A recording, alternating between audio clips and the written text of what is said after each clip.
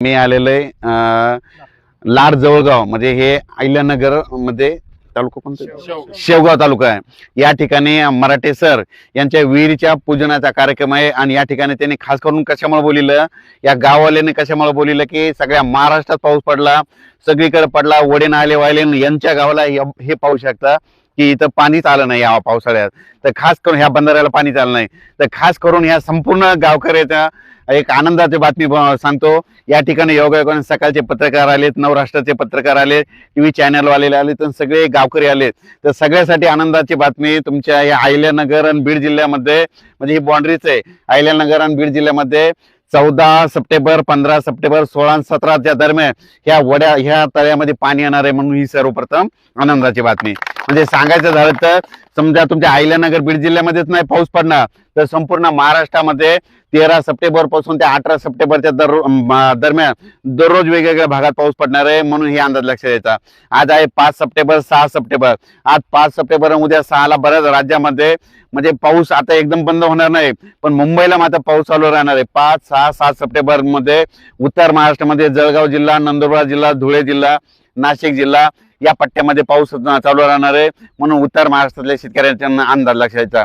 त्याच्यानंतर काय झालं, मराठवाडा आणि विदर्भातल्या शेतकऱ्याला सांगू इच्छितो की काही जणांचे मूग काढण्यात आले, उडीद काढण्यात आले। तुम्ही काय करा, 13 सप्टेंबर पर्यंत तुमचे उडीद मूग काढून घ्या, कारण की 13 सप्टेंबर पासून काय होणार आहे, पूर्व विदर्भाकडून पावसाला सुरुवात होणार आहे। 13 सप्टेंबरला नागपूर यवतमाळकडे पाऊस, नांदेडकडे असणार आहे।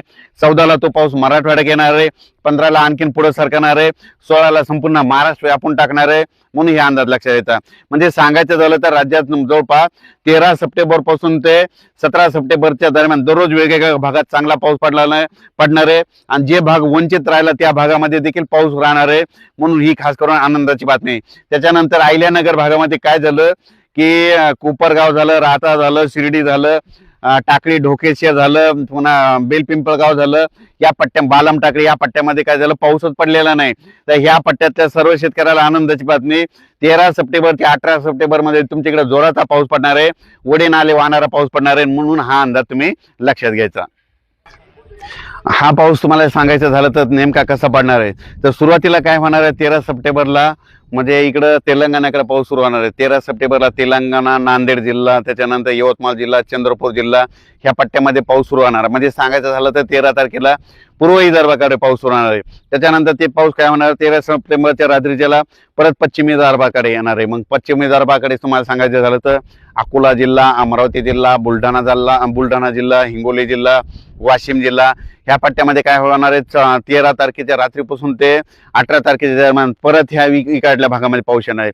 त्याच्यानंतर ते नांदेड जिल्हा, त्याच्यानंतर परभणी जिल्हा, त्याच्यानंतर लातूर जिल्हा, बीड जिल्हा, जालना जिल्हा, संभाजीनगर, धाराशिव जिल्हा, सोलापूर जिल्हा ह्या पट्ट्यात काय होणार आहे, म्हणजे 13 ते 18च्या दरम्यान जोराचा पाऊस पडणार आहे, म्हणून हा अंदाज लक्षात यायचा। त्याच्यानंतर काय होणार आहे, सातारा, सांगली, सोलापूर, कोल्हापूर तिकडे पण पश्चिम महाराष्ट्राकडे काय होणार आहे, 13 तारखेच्या रात्रीच्याला म्हणजे काही ठिकाणी 14ला पाऊस सुरू आहे, म्हणजे 13 तारखेला रात्री त्याला काय होणार, पाऊस चांगला सुरू होणार आहे पश्चिम महाराष्ट्राकडे, म्हणून हे अंदाज लक्षात यायचा। त्याच्यानंतर उत्तर महाराष्ट्राकडे काय होणार आहे, 14 सप्टेंबरला पाऊस होणार आहे। नंदुरबार जिल्हा, धुळे जिल्हा, जळगाव जिल्हा, नाशिक जिल्हा ह्या पट्ट्यामध्ये काय होणार, 14 ते 18च्या दरम्यान उत्तर महाराष्ट्राकडे देखील पाऊस पडणार आहे, म्हणून हा अंदाज लक्षात यायचा। पण सांगायचं झालं तर 13 सप्टेंबर ते 17 सप्टेंबर तर जास्त पाऊस कोणत्या पट्ट्यात कोणत्या जिल्ह्याला होणार आहे, सुरुवातीला सांगतो तेलंगणाकडे खूप पडणार आहे। तेलंगणाकडे जास्त पडत असल्यामुळे नांदेडला जास्त पडणार आहे। नांदेड त्याच्यानंतर काय होणार, नांदेडच्या बाजूला लातूर जिल्हा आहे, म्हणून लातूर जिल्ह्याला देखील जास्त पाऊस पडणार आहे। लातूर जिल्ह्याच्या बाजूला धाराशिव जिल्हा आहे, म्हणून धाराशिवला जास्त पडणार आहे। धाराशिवच्या बाजूला सोलापूर जिल्हा म्हणून तिकडे देखील पडणार आहे। त्याच्यानंतर काय होणार आहे, इकडे परभणी जिल्ह्यात देखील पडणार आहे। हे पाऊस पुन्हा बीड जिल्ह्यात पडणार आहे। त्याच्यानंतर हे पाऊस अहिल्यानगर कडे जाणार आहे। त्याच्यानंतर जालना जिल्ह्यात देखील पडणार आहे। त्याच्यानंतर हे पाऊस सांगायचं झालं तर परत काय होणार आहे, इकडं नाशिककडे जाणार आहे, पुन्हा नाशिककडे देखील खूप पाऊस पडणार आहे।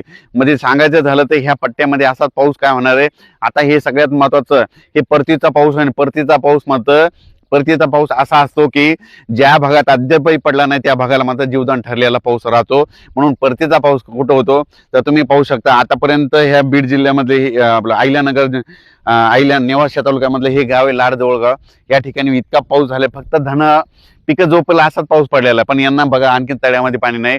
तर हे परतीच्या पावसामध्ये या बीड जिल्ह्यातल्या जिथं जिथं वंचित राहिलेले त्या भागात पाऊस पडणार आहे. म्हणून बीड जिल्ह्यातल्या अहिल्यानगर जिल्ह्यातल्या शेतकऱ्यांनी हा अंदाज लक्षात घ्यायचा. आणि हे जे मी जे उभं आहे ते काय नेमकं अहिल्यानगर जिल्हा आणि बीड जिल्ह्याच्या बॉन्ड उभा आहे. म्हणून तुम्हाला एक सांगू इच्छितो की ही परिस्थिती आहे. आणि या ठिकाणी विहिरीच्या पूजनाचा कार्यक्रम शेतकऱ्यांनी ठेवला होता. शेतकरी जमले तिथून सगळ्या शेतकऱ्याला अंदाज दिला.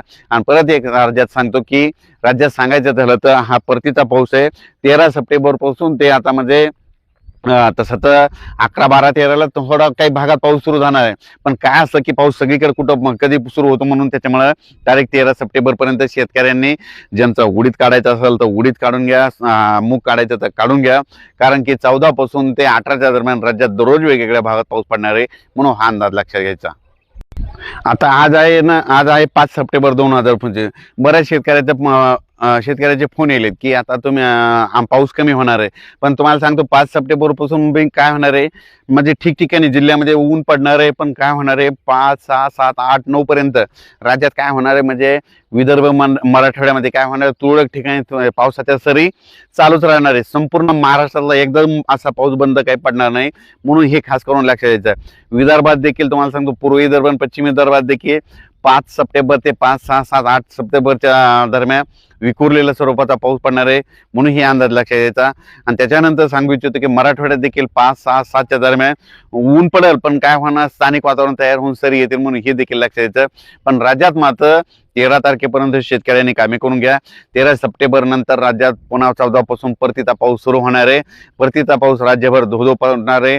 परतीच्या पावसामध्ये हा निर्णायक पाऊस राहणार आहे कोणासाठी की ज्या ठिकाणी अद्यापही पाऊस पडला नाही त्या ठिकाणी चांगला पाऊस राहणार आहे. म्हणून हा अंदाज सर्व शेतकऱ्यांनी लक्षात घ्यायचा. आणि सगळ्यांना विनंती आहे की हे पाऊस काय व्हायला आता महाराष्ट्रभर इतका पाऊस पडला आणि काही ठिकाणी पाऊस कमी पडला तर माझं म्हणणं आहे भविष्यामध्ये झाडं लावावं लागतील. जितकी झाडं लावली ना तितकं काय होतं रिमझिम पाऊस पडतो. आणि तुम्ही पाहू शकता की या ठिकाणी देखील मग झाडं कोणते लावायचे तर असे लावायचे की आपल्याला कामी येतील. ते आंब्याचे झाडं, सीताफळाची झाडं म्हणजे त्याच्यापासून आपलं काही उत्पन्न होऊन. आणि या ठिकाणी झाडं लावलेलं खूप चांगलं वाटलं. आणि या ठिकाणी खास करून शेतकऱ्याला अंदाज दिला. धन्यवाद.